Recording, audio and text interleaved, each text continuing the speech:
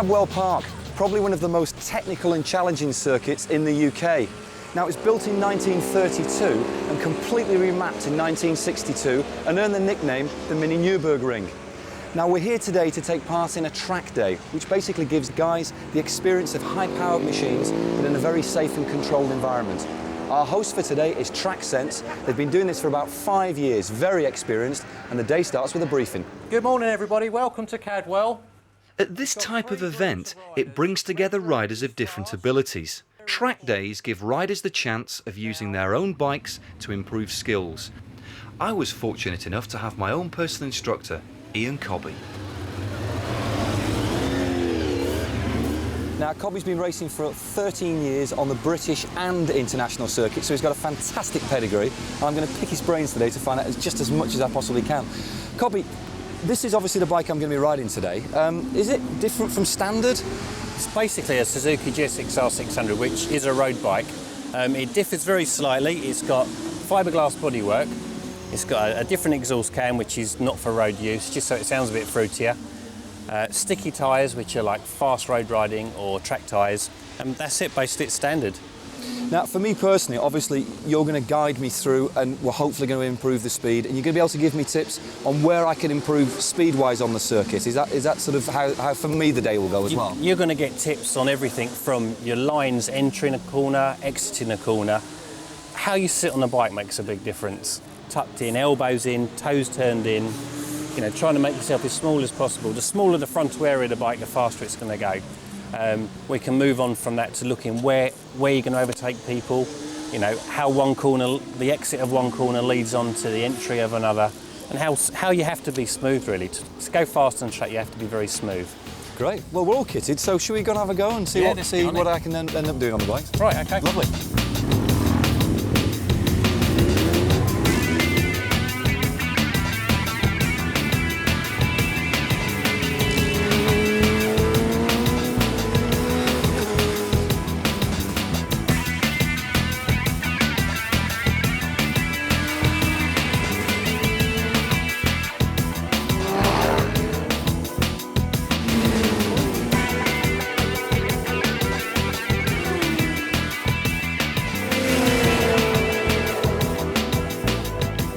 For training purposes, we fitted onboard cameras to the bikes to enable us to analyse my performance.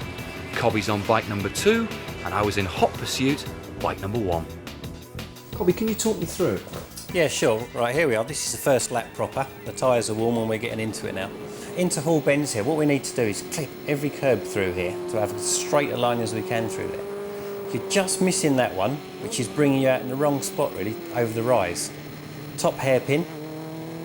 Little bit wide perhaps turning in a little bit late there, which affects your drive on the way out. It means you can't get the power on quite as early as if you turned in a bit earlier. Barn, we're on barn now, onto the bottom straight. You're starting to rev the bike a bit, but you really need to scream it a bit more. As we're looking at the picture now, right on the left-hand side, good line going into Copies.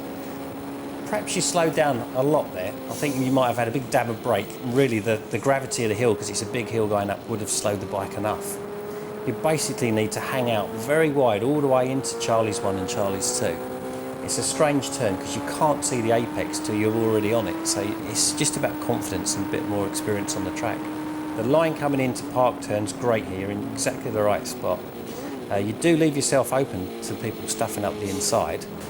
But that's the difference between riding defensively to protect your position or just riding a fast, smooth lap. Approaching the gooseneck, which is a tricky turn. The entrance is quite good. You're in just about the right spot here. You just missed the clipping point there and there, which brings you out in the wrong spot here. You need to be using a lot more of the track on the way down there. Heavy on the brakes, down a few gears into Mansfield. Again, just clip in there, but not using enough of the track on the way out. There's a good metre or so there you could have used. You need to come back over to the left-hand side as soon as you can through that point, so you're in the right line to go the mountain. So here we are, another line. Yeah. What happens now, Cobby? I've got somebody who's now on my line. I mean, what should I be doing? I mean, it's a track day, but what's the best way? Well, that guy, he was a fair bit slower than you. He did leave a big gap, and you had to go offline to pass him. It's track day, it isn't a race. Everyone's paid their money to have their own track time. So how they get the best of it is down to them. You don't really want to be cutting people up and scraping their paint and stuff. And it's a very technical track, isn't it? I mean, it seems on every single corner, there's always things that you have to look out for. It is a very technical track. It's very narrow as well, so you have to be fully committed to an overtaking move. It's undulating, there's lots of features, so it's easy, although it's long, it's easy to learn because it's got plenty of features. A featureless track which is completely flat. It's very hard to find your way around. Now, Cobby, we've watched the video, we've picked a few hints from that. What's the next thing for me then? How do I progress? I think what we need to do now is look at your body language and your body weight on the bike, the way you steer, the way you sit on the bike. Put your toes onto the foot pegs and turn your toes slightly inwards. Inwards? Yeah, so they're not pointing out into the wind. Right, okay. Okay, and you've got your elbows tight against the tank. That's a much better stance. Brilliant. Feels very peculiar. It's not a natural thing, but yeah. you know, if you ride on the road, it's not how you'd be, but that's how you need to be, really. And then when you're sitting up for a corner, you can straighten your arms. Your body's acting against the wind as well, which helps you slow down, and then you can start moving about on the side of the bike. Now, Cobby, watching the video, I felt like I was actually getting myself off the bike a lot, but I'm not, obviously. You need to get your weight off a lot more. Let's get back in that position. And you're going to go into a left-hand turn. What sort of position are you going to be in? Well, probably that to me felt quite committed. Right, now you're going to need to move much more than that. You need to move your bum and your bottom of your back right off, and some more, okay? Now, as you're doing that, I want you to put your weight into the tank as like well. This. Okay? Yeah. Then you're getting some more weight over the front wheel. Right. Okay, so you're nearly there now. Bit lower perhaps. And then just open your leg to get your knee out. Okay, now if the bike was tipped over now, you'd be in that perfect position. It's on the stand, it's not bad. Let's put all these things into practice. We've looked at the lines and you'd be arriving at the corners faster. Now you've got the body positioning right to go round the corners faster. So we should be a lot quicker.